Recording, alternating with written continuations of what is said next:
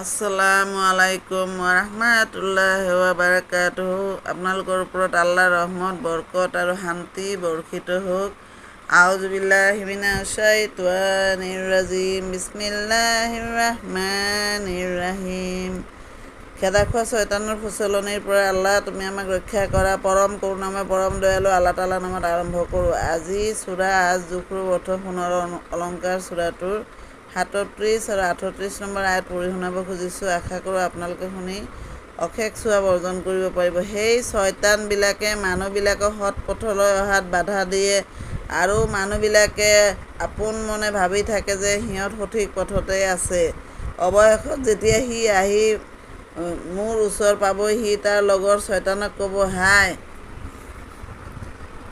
হাই তোৰ আৰু মোৰ মাজত যদি পূব পশ্চিমৰ দূৰত্বৰ ব্যৱধান থাকিলেহেঁতেন তইতো জঘন্য লগৰীয়া বুলি প্ৰমাণ পোৱা হ'ল।